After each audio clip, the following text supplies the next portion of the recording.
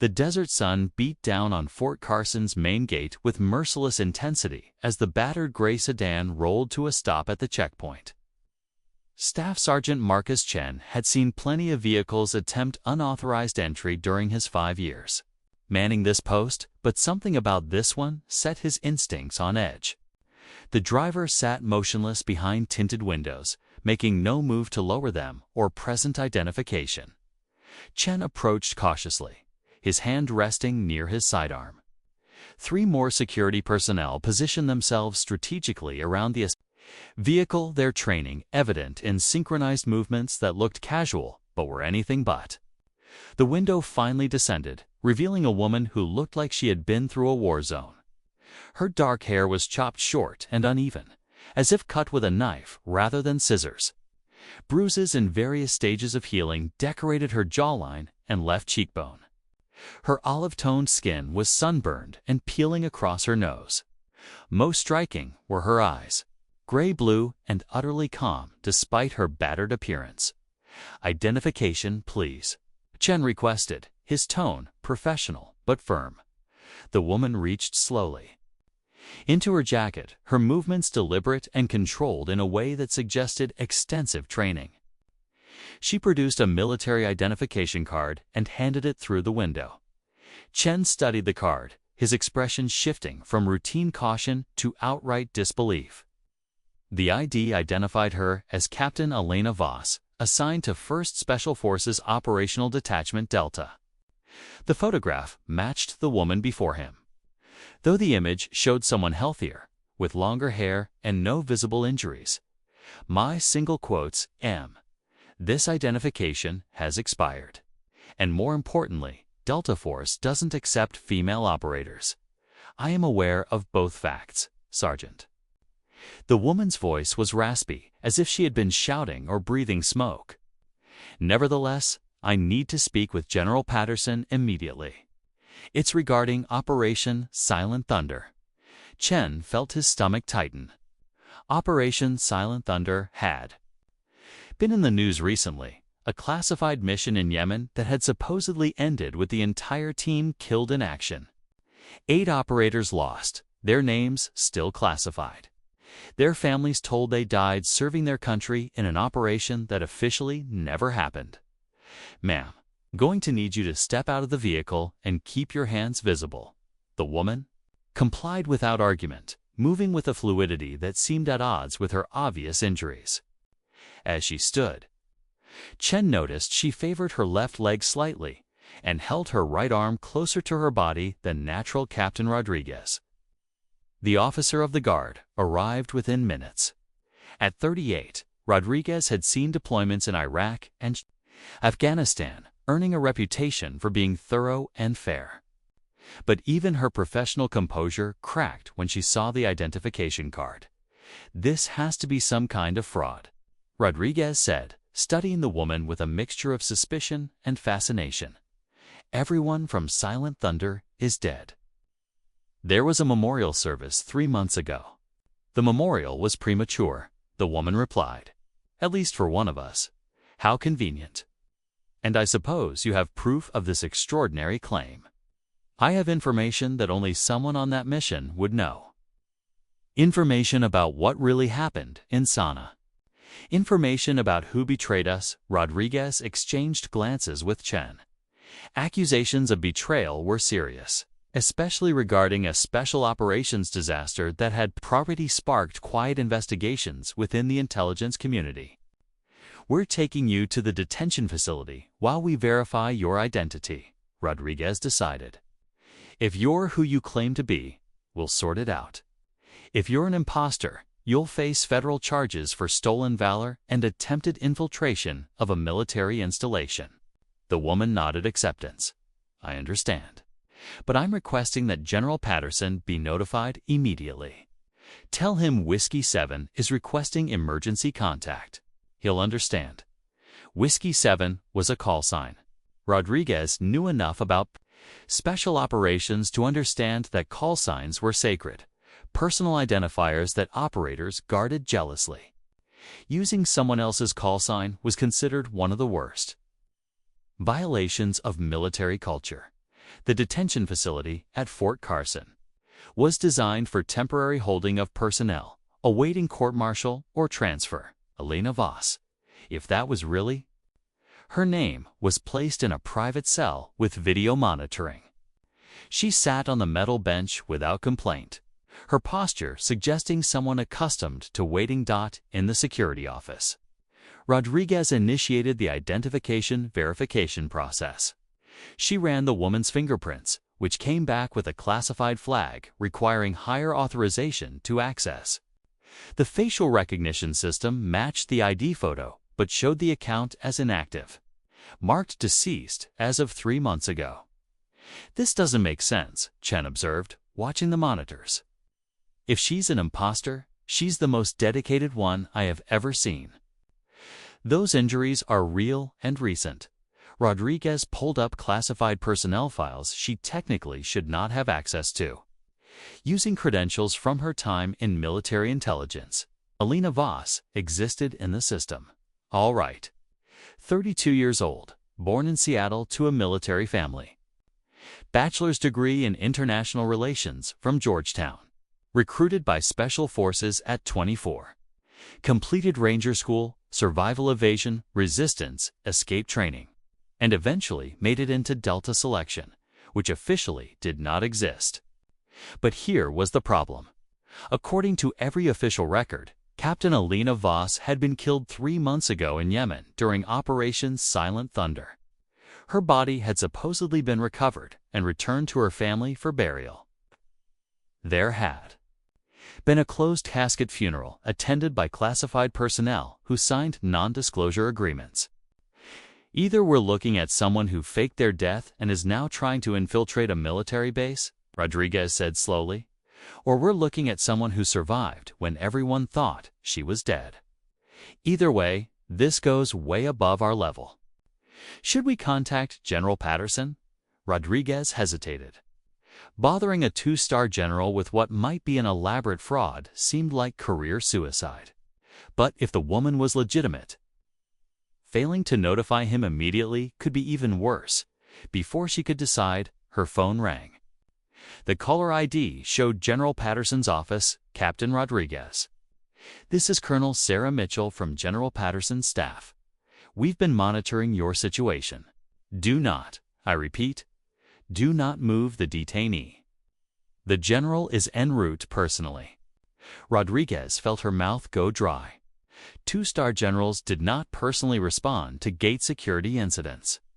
The fact that Patterson was coming himself suggested this situation was far more serious than a simple identity verification.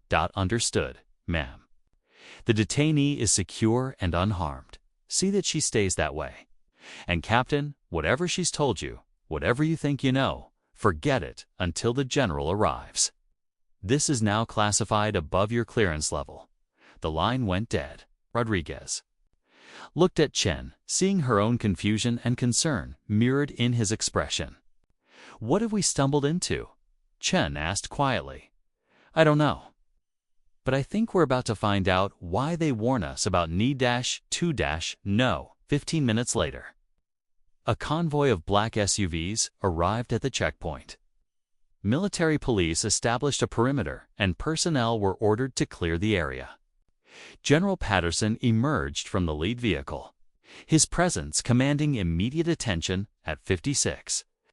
Raymond Patterson had the weathered look of someone who had spent decades in combat zones. His uniform carried ribbons that told a story of service spanning multiple conflicts. But it was his eyes that captured attention, sharp and assessing. Missing nothing, Colonel Mitchell accompanied him, along with 2 individuals in civilian clothes who had the distinctive bearing of special operations personnel. One was a woman, in her 40s with severe features and calculating eyes. The other was a man who looked like he could break someone in half without effort. Where is she? Patterson asked without preamble. Detention facility, sir. Cell 3. Rodriguez led the way, her mind racing with questions she knew better than to ask. They entered the monitoring room where Alina Voss was visible on screen, still sitting calmly on the bench. She looked up directly at the camera, as if sensing their arrival. General Patterson stared at the screen for a long moment, his expression unreadable. Then he did something that shocked everyone in the room. He saluted the woman on the monitor. "Holy God," he whispered. "It's really her, sir." Rodriguez ventured carefully. Patterson turned to face the assembled personnel, his expression grave. "What I'm about to tell you is classified secret. You will not discuss this with anyone outside this room without explicit authorization.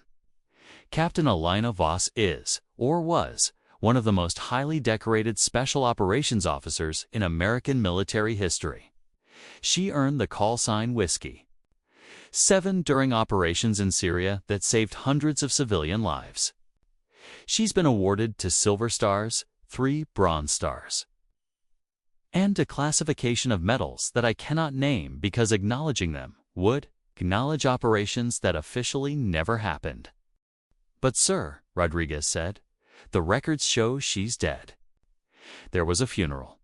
The funeral was necessary for operational security. Patterson's voice carried weight of difficult decisions. Her team was ambushed in Yemen. We recovered bodies, but Elena's was never found. We made assumptions based on blood evidence and battlefield conditions. He paused, his jaw tightening. We were wrong. The woman in civilian clothes stepped forward. "I'm Agent Rebecca Torres, Defense Intelligence Agency. Captain Voss was leading a mission to investigate corruption in the arms trade between Yemeni militants. Her team was betrayed by someone with access to classified operational details. The ambush wasn't random. It was targeted murder, and someone let her team walk into it," the large man added. "I'm Chief Warrant Officer David Cole. I trained Alina if she's alive and back here. It means she has proof of who betrayed her team." Patterson moved toward the door leading to the detention cells. "Everyone else, stay here." "I'm going in alone, sir. Protocol requires," Rodriguez began. "Protocol can wait. If Alina survived 3 months in hostile territory and made it back here, she's earned a face-to-face conversation without an audience." The general walked through the secure door, his footsteps echoing in the corridor. Alina Voss stood as he approached, her bearing shifting to attention despite her injuries. "At ease, Captain." Patterson's voice was gentle, almost fatherly. "I thought you were dead." "I was supposed to be, sir." "That was the point. Tell me everything." Elena's story unfolded with precise detail. It could only come from someone who had lived it. The mission to Yemen had been compromised from the start. Her team of 8 operators had been tasked with investigating suspicious weapons shipments that were ending up in the hands of militants, who specifically targeted American forces. The weapons were American-made, sold by contractors who claimed they were destined for Allied forces. "We tracked the shipments to a warehouse in Sana'a," Alina explained. "The intelligence was perfect. Too perfect. We should have known it was a trap. What happened? We breached at 0300 hours. The warehouse was exactly where it was supposed to be, filled with American weapons still in their original packaging. But when we started documenting evidence, the whole building went up. Shaped charges planted in the walls. Coordinated detonation designed to bring the structure down on us. How did you survive?" "Luck and paranoia. I had positioned myself near a structural column, something my training officer always insisted on. When the charges blew, the column held just long enough for me to reach a doorway. The others," she paused, her voice cracking slightly. "They weren't as fortunate. And then? I was buried in rubble for 6 hours before I could dig myself out. Broken ribs, fractured leg, concussion. But I was alive and I was angry. I knew someone had set us up, someone who wanted my team dead because we were getting close to something big. Why didn't you call for extraction? Because I didn't know who I could trust. If someone in our command structure was compromised, reaching out could have gotten me killed. So I went dark. For 3 months, I worked the streets of Yemen, following the weapons trail on my own. That's insane. You had no support, no resources. I had training and motivation. That's more than most people get. Alina pulled a small data drive from her pocket. And I have this. 3 months of documentation showing American weapons being sold to militants by contractors, who are paying someone in our chain of command to look the other way. Names, dates, dollar amounts. Everything needed to prosecute Patterson took the drive carefully, as if it might explode. Do you know who the traitor is? Yes, sir. And he's here on this base. The words hung in the air like a bomb about to detonate. Patterson's expression hardened into something dangerous. Who? Colonel Marcus Sterling. He's the liaison between Special Operations Command and the defense contractors supplying weapons to Middle East operations. He authorized the intelligence for Operation Silent Thunder. He sent my team into that warehouse knowing it was a trap. Sterling has been under consideration for promotion to general. Patterson's voice was tight with controlled rage. He's scheduled to testify before Congress next month about the effectiveness of private military contractors. Of course he is. Because if he gets that star and that platform, he'll have even more power to hide his corruption. Alina met the general's eyes directly. Sir, I didn't survive 3 months in hostile territory just to watch my team's killer get promoted.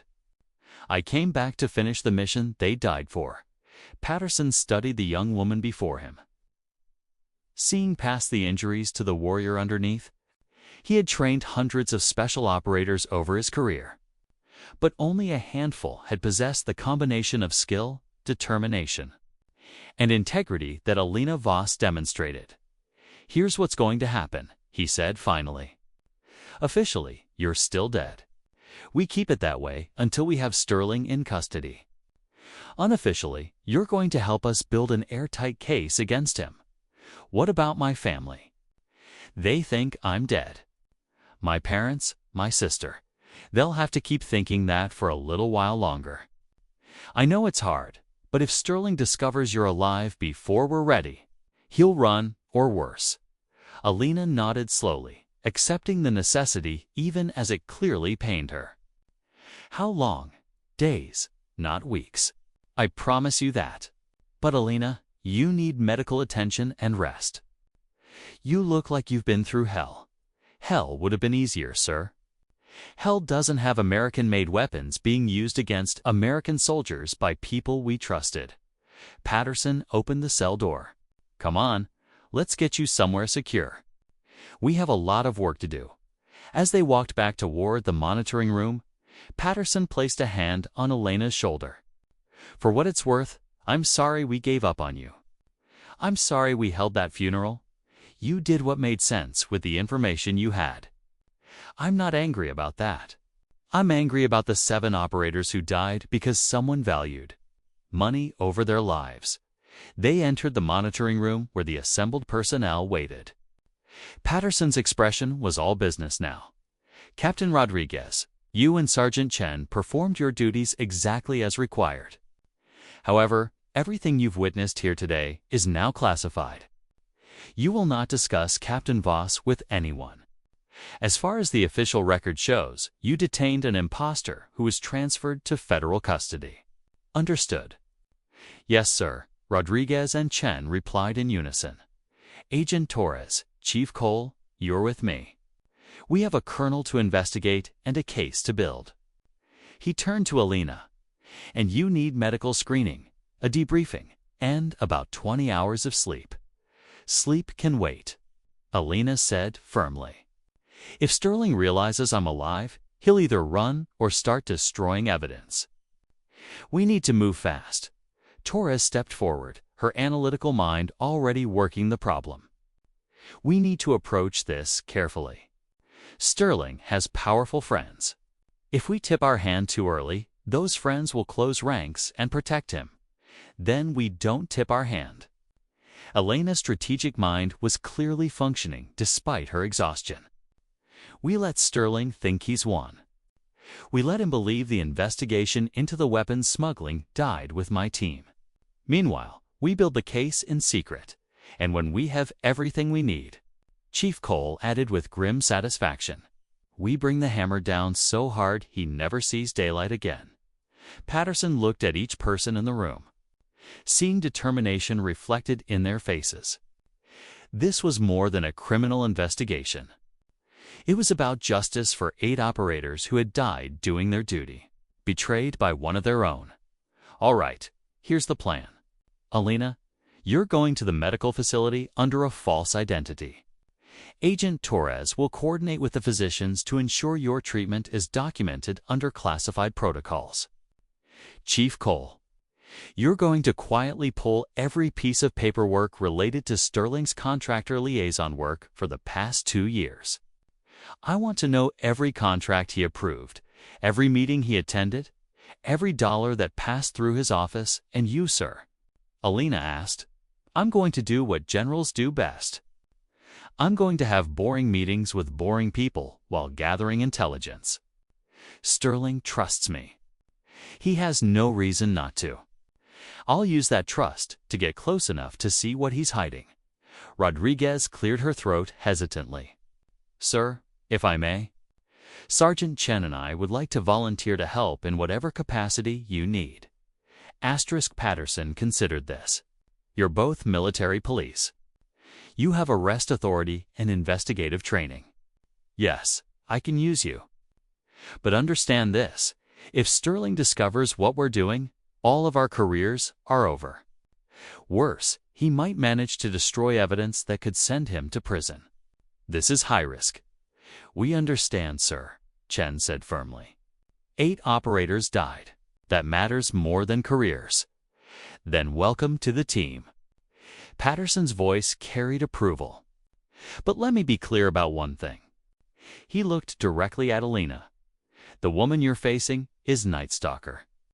That's what the operators who survived missions with her called her, because she moved through hostile territory like a ghost.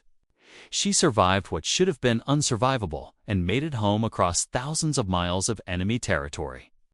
Sterling has no idea what's coming for him." Elena's expression was calm, but her eyes held something cold and determined. "He's about to learn that some ghosts don't rest until they have justice." The medical facility examination revealed the extent of Elena's injuries. 3 fractured ribs that had healed improperly, a broken bone in her left hand that had set crooked, severe malnutrition and dehydration, infection in multiple lacerations. The physician, cleared for classified cases, shook his head in wonder. "Captain Voss, I don't know how you're standing, much less how you traveled across continents in this condition." "Training and stubbornness," Alina replied, wincing as the doctor probed her ribs. "And the knowledge that stopping would mean my team died for nothing. You're going to need surgery to repair some of this damage, and you need at least 2 weeks of rest and recovery. I'll take the surgery. The rest will have to wait. Your body needs time to heal. My body has survived worse." Elena's voice carried absolute certainty. "Colonel Sterling is planning something. I can feel it.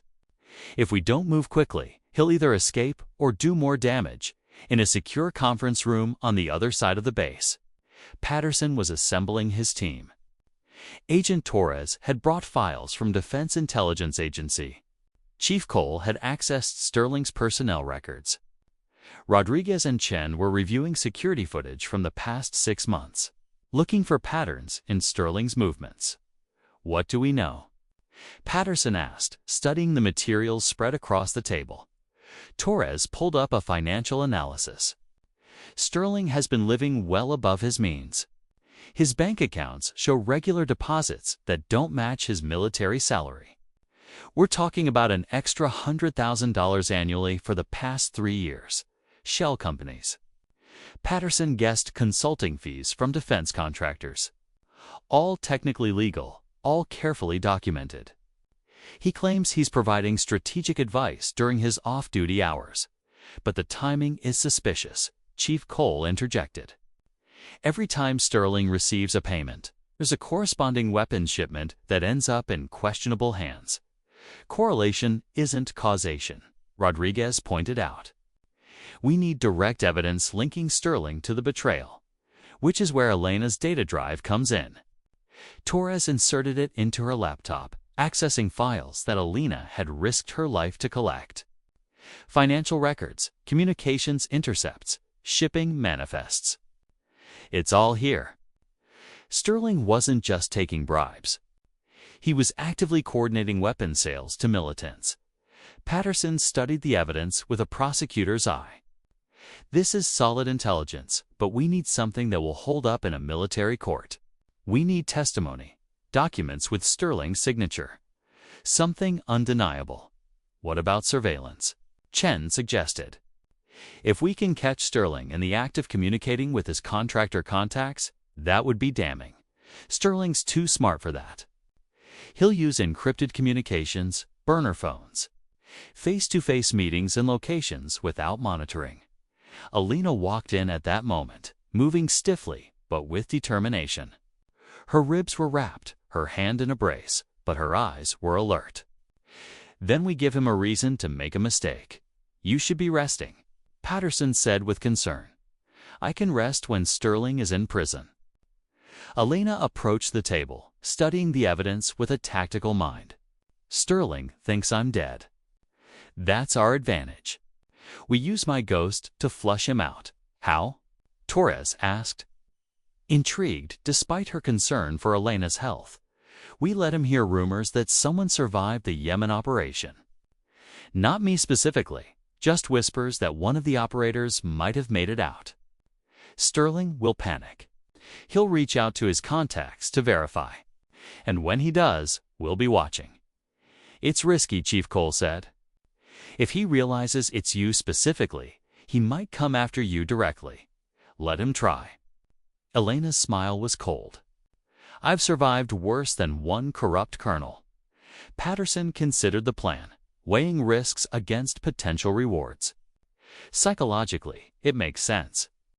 Sterling's been living with the belief that his betrayal was successful. Introducing doubt will destabilize him, make him act rashly. And when people act rashly, Torres added, they make mistakes we can document. All right, we'll do it. But Elena, you're not going into the field until you're cleared medically. We'll start the rumors through other channels. Elena wanted to argue, but recognized the wisdom in Patterson's order. Her body was barely holding together. Pushing too hard too fast would only make her a liability instead of an asset. Fine. But I want to be involved in every aspect of planning. This is my mission, my team to avenge. Agreed. Patterson stood, his command presence filling the room. We have our strategy. Now, let's execute it with precision. Sterling betrayed his country and murdered 8 operators. We're going to make sure he pays for that in full as the team dispersed to their assigned tasks. Elena remained behind, staring at photographs of her fallen teammates that Torres had pulled from classified files. Prophet Martinez, Joker Henderson, Brick Wilson, Reaper Davidson, and 4 others whose names and faces were etched in her memory. I'm coming for him, she whispered to the photographs. I promise you, he won't get away with this. Outside, desert sun was setting over Fort Carson, painting the sky in shades of orange and red. Somewhere on this base, Colonel Marcus Sterling was going about his duties, confident in his betrayal, secure in the belief that his crimes were buried with the operators he had murdered. He had no idea that Night Stalker had returned from the dead. And she was hunting him. The trap was set within 48 hours. Agent Torres leaked carefully crafted intelligence through back channels, suggesting that Signals Intelligence had detected a survivor from Operation Silent Thunder. Attempting contact from the Middle East, the rumors were vague enough to be believable, specific enough to trigger panic. Colonel Sterling took the bait immediately. His encrypted communications spiked. He made 3 trips off base to meet with civilian contacts. Each meeting was documented by surveillance teams. His behavior shifted from confident to paranoid. He started checking his office for listening devices and varying his routes home. He knows something's wrong. Chief Cole reported during a briefing.